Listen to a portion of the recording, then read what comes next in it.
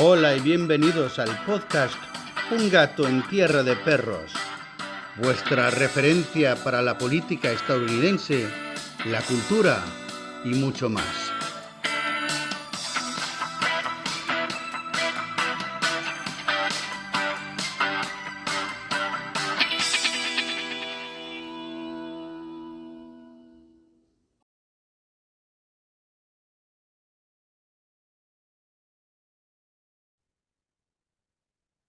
Hola, soy Joe Magaja. Gracias amigos por estar conmigo para otro episodio de Un gato en tierra de perros. Hoy tengo conmigo a Juan Galt. Bienvenido, Juan. Hola, muchas gracias.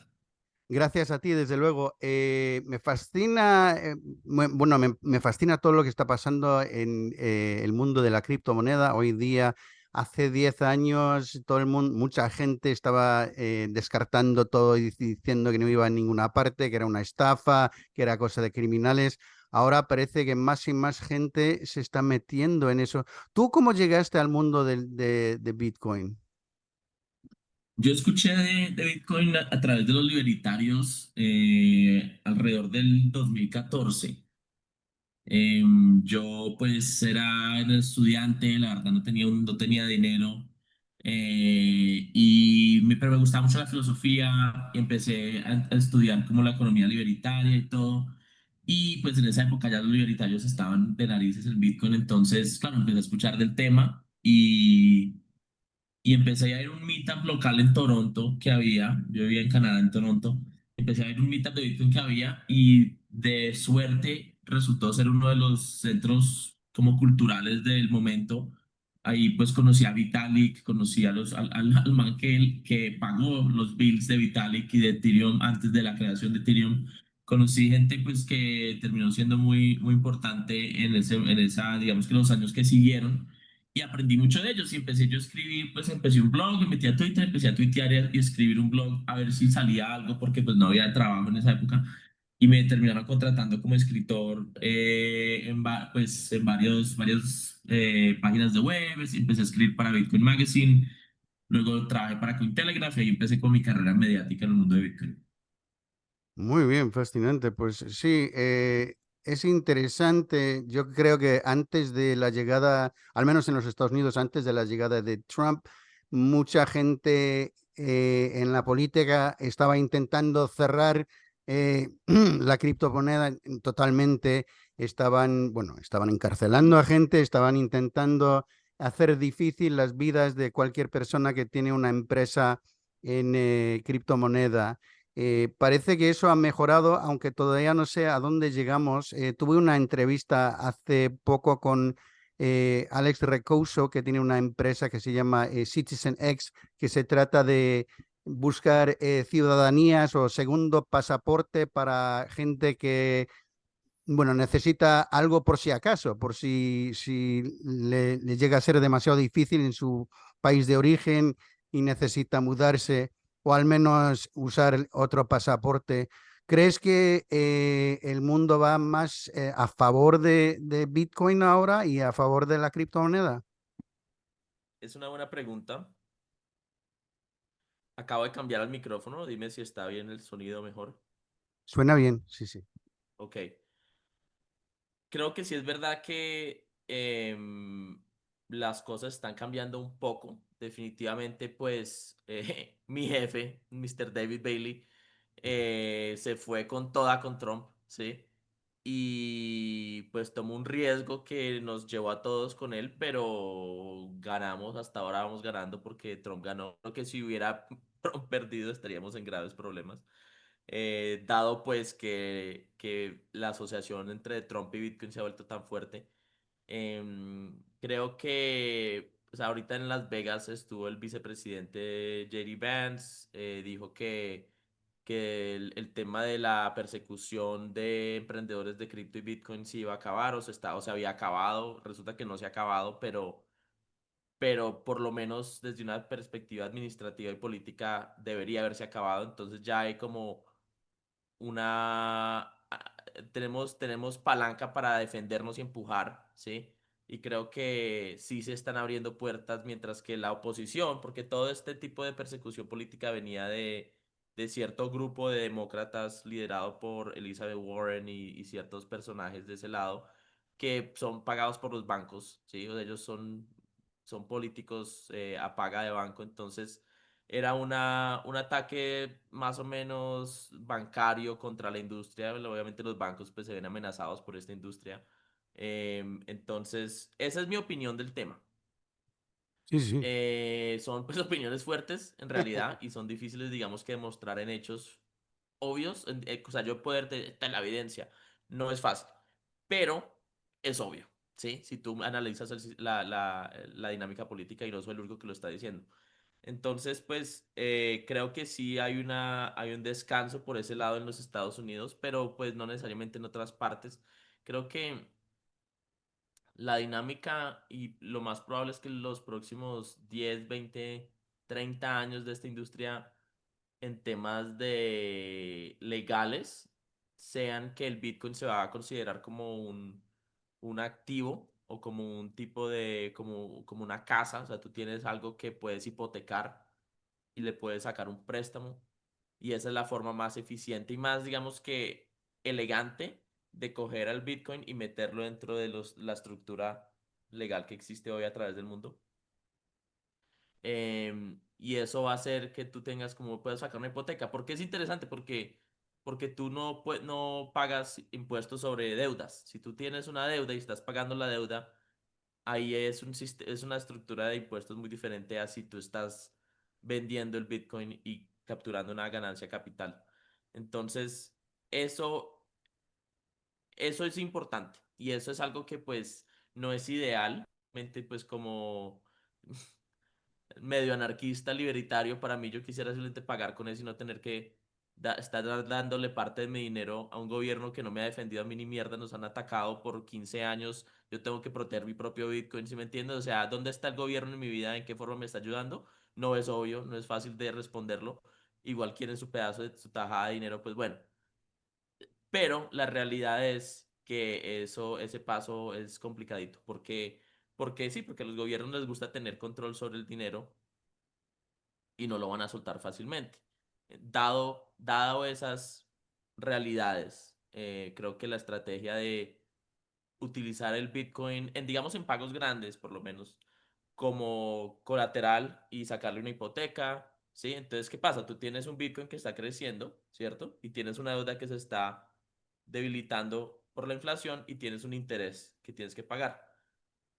Pagas el interés, si lo haces en el momento correcto del mercado, especialmente, pues si lo haces en la cima del mercado y cae el mercado 50%, estás en problemas. Pero si lo haces de una forma un poquito más táctica, más controlada, más responsable, puede ser muy útil, ¿sí? Entonces, pues es un juego complicado que pues no se lo recomiendo a todo el mundo. Hay compañías que simplemente venden el Bitcoin. Ahorita yo entrevisté a Tajini, que es una de las compañías viejas que se ha metido en el Bitcoin. Ellos empezaron en Canadá como en el 2000 con Bitcoin, alrededor de la era de que Saylor se vuelve como un Bitcoin bull.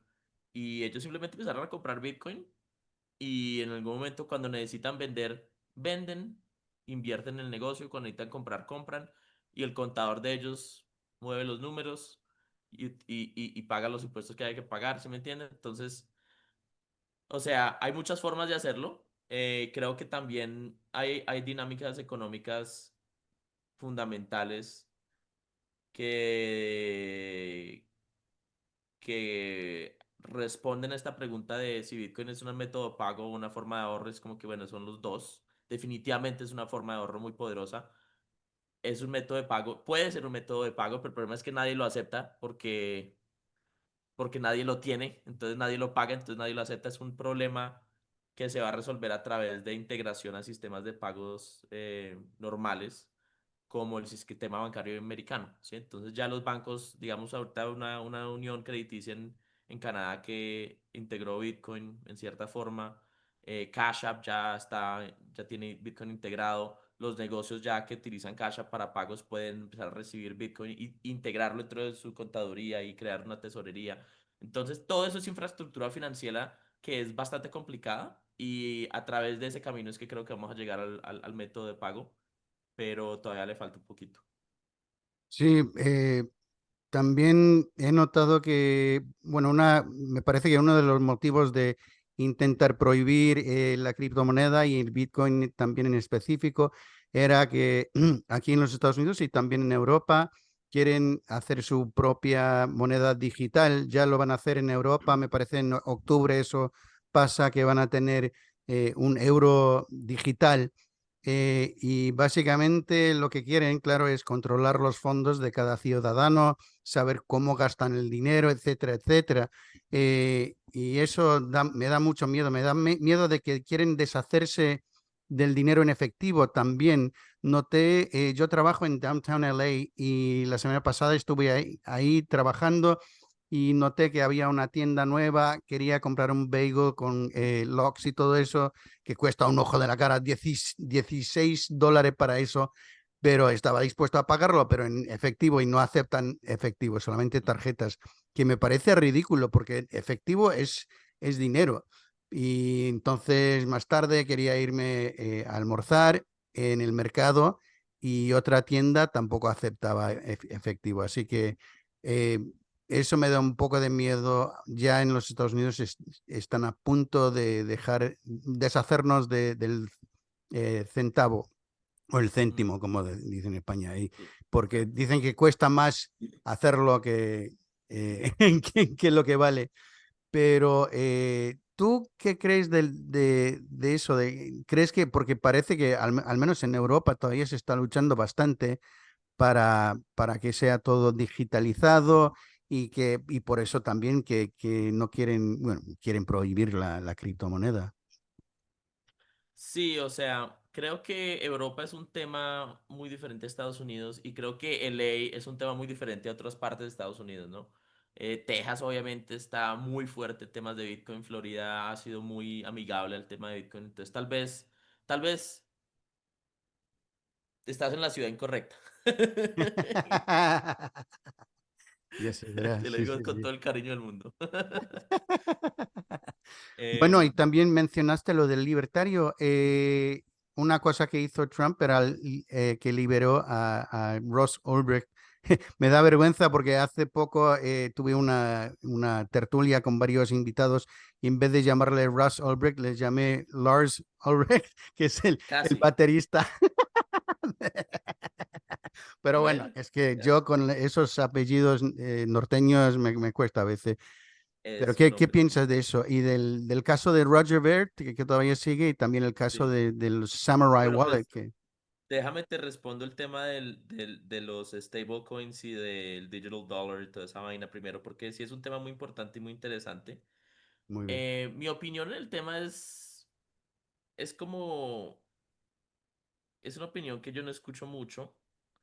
Básicamente, el peor de los casos en temas de un dinero digital gubernamental es tal vez algunas cosas que se han visto en China o algunas cosas que han tratado de hacer en Europa, en las que en Francia, por ejemplo, esto existe, que son digamos que impuestos, digamos, intereses negativos. Entonces, si tú tienes ahorros, te quitan dinero, ¿sí? Si todo lo que tú hagas en teoría sería visible, todo lo que tú hagas en teoría sería controlable, te decías, no, tú no puedes comprar ese tipo de cosas porque estamos en cierta estado económico, político, lo que sea, y por lo tanto no puedes comprar estas cosas. Todo eso, en teoría, es el peor caso. Y sí tienen, y el hecho de que ellos tengan ese control y ese poder es terrible. El problema es que ese poder y ese control ya lo tienen, porque el sistema bancario es digital. El 90 y pico % del dinero que existe en el mundo es digital. El efectivo es una tajadita muy pequeña. La muerte del penny ya estaba muerto, nadie quiere los pennies, nadie los utiliza, son más caros de lo que son, eso ya tiene que moverse y eso es algo que pasa en el dinero fiduciario históricamente. Llega un punto en el que el dinero se infla tanto que tienes que soltar una tajada y crear un nuevo dinero para poder expandir la base, para poder hacer contaduría de una forma eficiente a través del mercado. Eso es en realidad, pues, no es nada nuevo y nada inesperado, ¿sí? Creo que sí hay una guerra contra el cash en diferentes partes del mundo. Creo que en Europa es mucho más concentrada que en Estados Unidos. Creo que Creo que ya es digital y ya podrían tratar de hacer estas cosas si tuvieran el manto político para hacerlo, pero no tienen el manto político para hacerlo y por eso no lo han hecho. En Europa pues están en mucho más, problemas mucho más graves porque económicamente están jodidos. Eh, Perdieron la guerra en Ucrania prácticamente, eso se va a desenvolver este año probablemente. Europa no está produciendo mucho dinero, la relación entre Europa y Estados Unidos se está desenvolviendo. Entonces en Europa se pueden poner mucho más agresivos y cansones. Estados Unidos, pues creo que tiene unas ventajas, es que como tiene tantos estados con suficiente soberanía, pues tú puedes esconderte del gobierno federal o defenderte del gobierno federal a través de otros estados. Entonces tienes muchas más opciones dentro del mismo sistema. Creo que eso es valioso, algo que pues muchos países no tienen. Y sí hay definitivamente estados que están muy opuestos a eso, Texas y Florida siendo probablemente unos de ellos, Wyoming, Utah, ¿sí? Entonces hay opciones. Em, y creo que hay otro problema que es fundamental, del cual he escrito un poco en Bitcoin Magazine a través de varios artículos, incluyendo uno sobre Samurai Wallet que escribí, que quedó publicado en esta revista, que es la nueva de Bitcoin Magazine, en la que habla de Ross Ulbricht, y es sobre Samurai.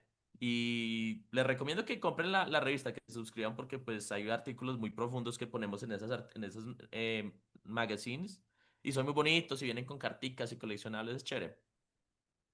Y en en ese artículo hablo mucho sobre la infraestructura financiera a través de la cual autentican a los clientes y pueden autenticar tu identidad. Toda esa infraestructura es una infraestructura que fue creada en la era predigital, en la que tú entrabas a un banco, tú eres un ladrón de bancos, tú entras al banco, ¿qué es lo primero que haces? Al piso, listo, chin, chin, chin. ¿Dónde está la bóveda? ¿Sí? Y ellos Sí, van a sí, decir, la bóveda está allá con todo el dinero, ¿sí? Tú no les vas a preguntar dónde están los datos de la gente, ¿sí? sí. ¿Por qué? Porque los datos de la gente están impresos en, en cajas, ¿sí? Y pesan 1 tonelada y no puedes hacer nada con eso útil. Entonces te vas al dinero y robas el dinero.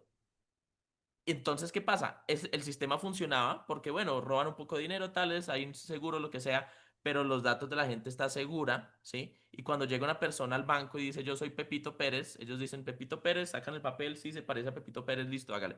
Lo autentican visualmente a través de datos humanos.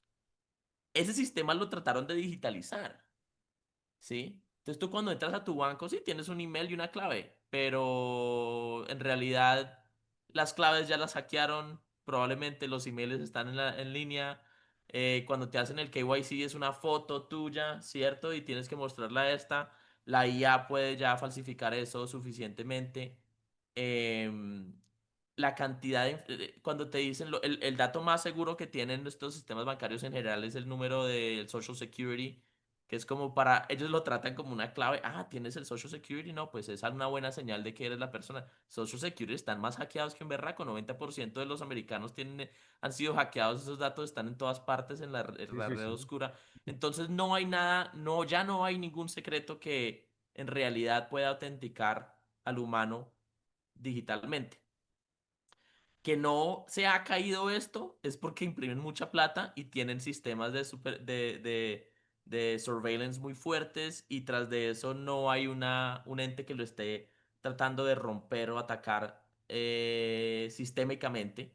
Pero si hay un fraude, hay organizaciones de crimen organizado cometiendo fraude de identidad eh, a una escala significativa. En el 2014 hubo...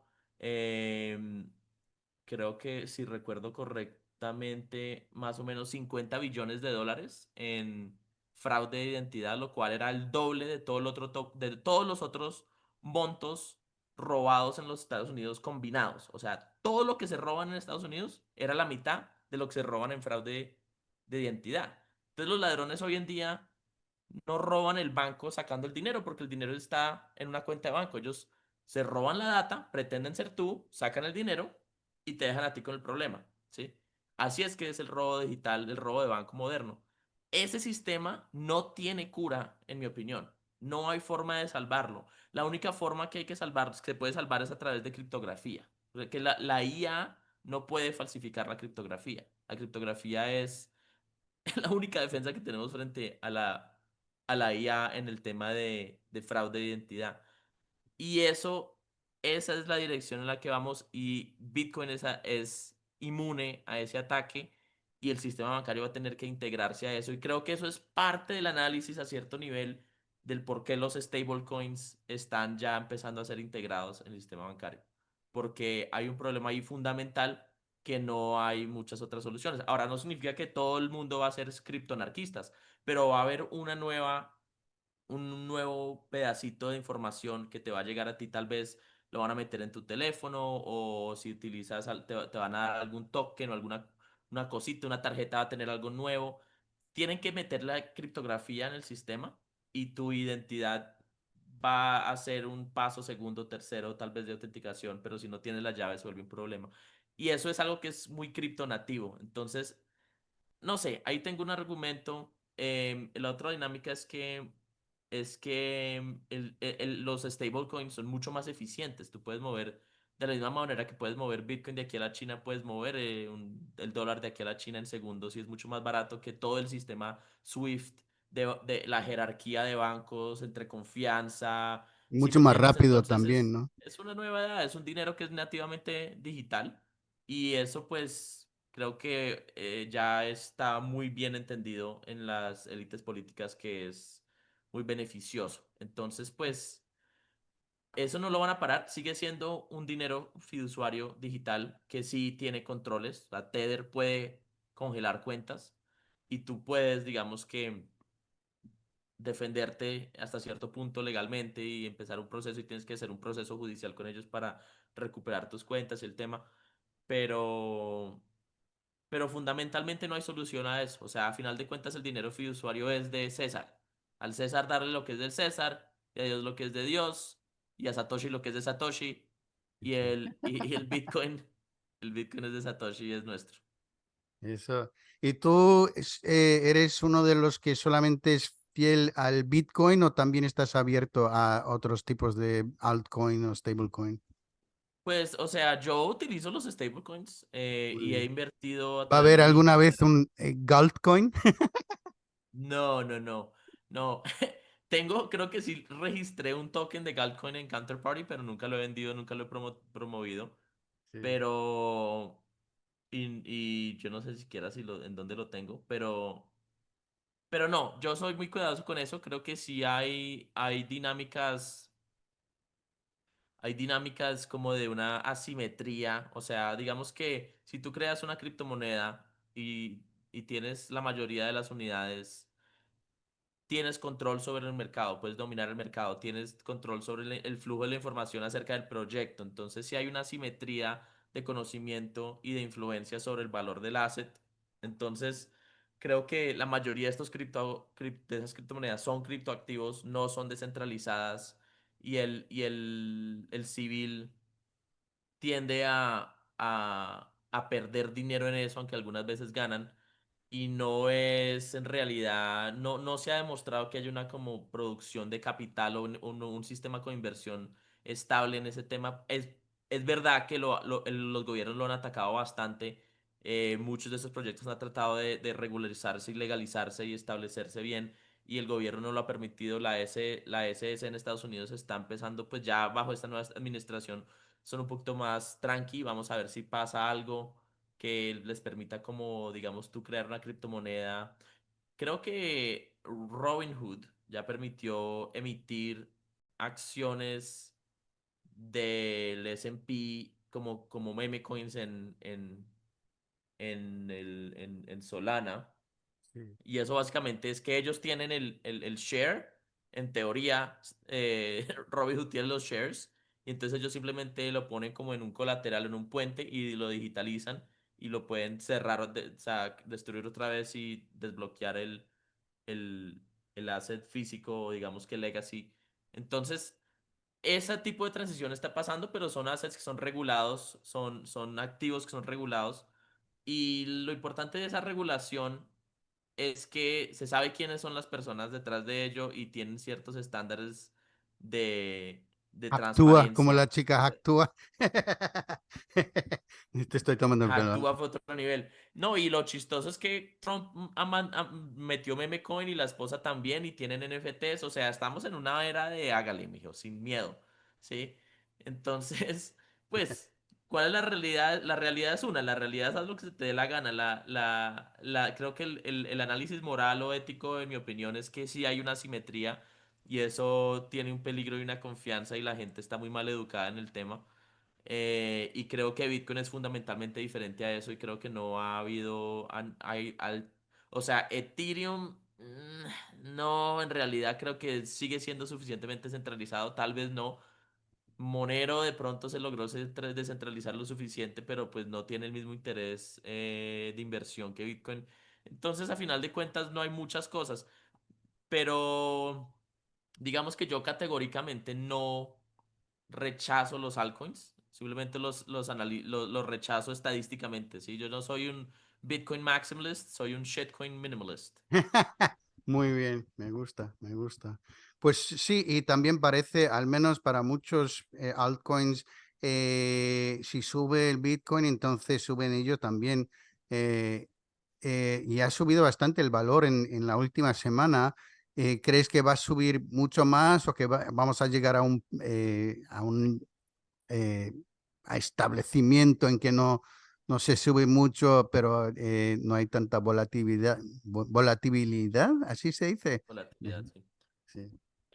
Pues mira, una cosa son los altcoins. Los altcoins, la vaina es que tradicionalmente la gente entraba, digamos que el capital entraba a Bitcoin y la tesis de inversión de los altcoins a escala es que Bitcoin llega a las noticias, hace el nuevo all-time high, retail dice, uy, chévere, compran Bitcoin y los OGs empiezan a vender Bitcoin y empiezan a comprar altcoins. Y luego retail dice, ay, mire, estos están subiendo más y se van acá y entonces empiezan a comprar. Entonces ese era como el ciclo hasta que eventualmente alguien se quedaba con la papa caliente, ¿sí? Y caía un FTX o se robaban, BitConnect se volaba, así, y había una gran crisis y se caía el mercado, ¿sí? Y eso pasó 4 o 5 veces, ¿sí? Ujú. Entonces, ¿qué pasa hoy en día? Retail ya no puede mover el mercado. Retail ha perdido interés. El mercado está siendo movido por corporaciones, está empezando a ser movido por instituciones, aunque las corporaciones van primero, van mucho más rápido que los gobiernos, pero las corporaciones están comprando Bitcoin a escala. Los ETFs ya existen, lo cual tiene una interfase de uso que es mucho más familiar a la gente que tiene el dinero y la gente que tiene el dinero en Estados Unidos son los boomers y los boomers tienen 70% del capital y les mama gallo el computador, entonces ellos prefieren irse a un broker y decirle cómpreme este Bitcoin, ¿sí? Entonces le hablan a su ETF y el ETF compra el Bitcoin. Entonces, como está en un ETF, ese dinero no tiene camino para irse a los altcoins, ¿sí? Y entonces ahora los altcoins, los nuevos altcoins son los Bitcoin Treasury Strategies, que son compañías que compran Bitcoin y se endeudan para comprar Bitcoin y tradean como meme coins en el stock market. Entonces yo veo que hay un cambio como estructural en el que no estoy seguro que los altcoins van a moverse de la misma manera y creo que se ve muy bien en el gráfico de la dominancia de cripto en el que o sea, si tú comparas, si tú sumas todo el capital que hay entre Bitcoin y cripto, ¿qué porcentaje está en Bitcoin? Y lo más bajo que llegó fue como 35% y el resto del capital está en cripto y hoy estamos como en 60% del capital está en Bitcoin y esa tendencia tiende hacia arriba, parece. Creo que pues, no sé, no quiero predecir que eso se acabó, pero no veo exactamente a través de qué puente se vuelve a cripto. Pero sí, también te iba a preguntar, porque lo de tener Bitcoin en la bolsa, en el stock market y todo eso básicamente va en contra de la visión original de Satoshi, ¿no? Pues creo que sí, eso es una pregunta interesante. O sea, si tú lees el white paper que está aquí arriba, em, él está hablando de un tema de infraestructura financiera en el que, pues, una jerarquía de bancos en los que tienen confianza entre ellos y pueden robar y esconder el robo, ¿sí? Básicamente. Em, la digitación de los activos y la migración de estos activos de sistemas de contaduría privados y escondidos a uno que son de contaduría pública y transparente, eso es la visión de Satoshi, en mi opinión, ¿sí? Entonces, creo que llegar a un punto en el que los activos son emitidos en una cadena de bloques, en el que el dinero se mueve en una cadena de bloques, así sea stablecoins, em, sí tiene sentido y sí es y lo que te digo, hay razones fundamentales tecnológicas por las cuales el sistema clásico Sí, va en caída. ¿Por qué? Porque las fundaciones de su sistema están colapsando, ¿sí? Y entonces creo que vamos en esa dirección. Simplemente que es un proceso largo porque el sistema financiero es una cosa gigantesca, que no es solo los bancos, sino es toda la regulación legal y el entendimiento cognitivo, o sea, las ideas, el conocimiento de la gente. Y eso toma mucho tiempo y es un proceso probablemente es generacional hasta cierto punto. O sea, yo nunca he tenido un activo clásico, yo nunca he sido dueño de un share de Apple, ¿sí? Yo solo he tenido cripto en mi vida. Yo soy cripto nativo, ¿sí? Estoy en mis 30 y hay una generación de gente en esta dirección detrás mío que van a llegar a un punto y van a decir que es un broker, que tengo que hacer KYC, come mierda, yo puedo comprarlo en Solana, ¿sí?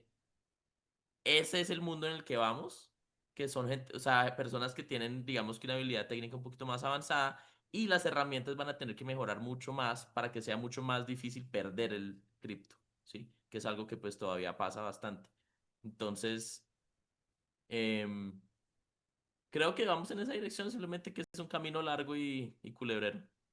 muy bien. Y por cierto, como eres hispano y hablas español perfectamente, ¿has considerado alguna vez mudarte a un lugar como El Salvador, donde se usa el Bitcoin más frecuentemente y más oficialmente?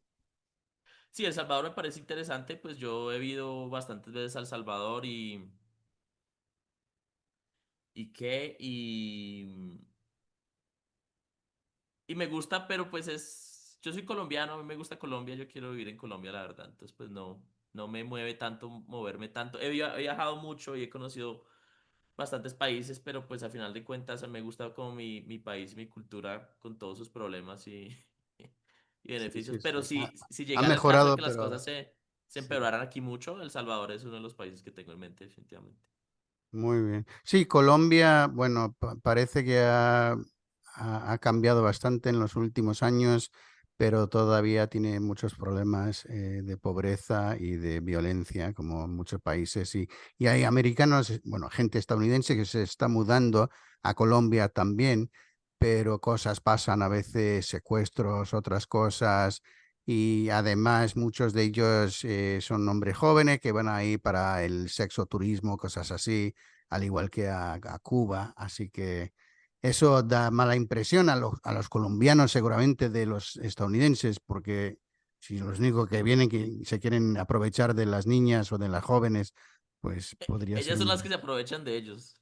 Vale. Es al revés. Eso. Pues quiero agradecerte muchísimo y me encantaría si podrías volver alguna vez porque hay tantos cambios en el mercado siempre y ¿dónde la gente te puede encontrar en las redes sociales? Sí, o sea, yo estoy pues si te vas a juangalt.com, es Juan G de gato A L T de Tomás.com. Ahí encuentras mi blog, ahí por ahí están mis redes. Yo soy Juan Galt en Twitter soy muy activo. Escribo en Bitcoin Magazine, bitcoinmagazine.com. Soy el reportero de negocios, entonces tengo pues una columna en la que escribo artículos sobre negocios en el mundo de Bitcoin. Y ahí me pueden encontrar y para que les pueda ayudar, pues también he hecho muchas consultorías civiles, entonces sí, y todavía la hago, entonces si quieren, necesitan como una sesión privada, pues algo, o sea, con mucho gusto les puedo ayudar por ese lado. También le ayudaba a la gente a recuperar cripto perdido. Hay veces que tienen una cartera por ahí que no saben cómo entrar. No siempre se puede y solo ayudo con gente que tenga, digamos, montos ya por encima de los $20,000 para poder como que valga la pena el esfuerzo. Pero sí le he podido ayudar a varias personas a recuperar carteras perdidas. Entonces, pues Sí, ahí estoy en las redes, soy fácil de encontrar.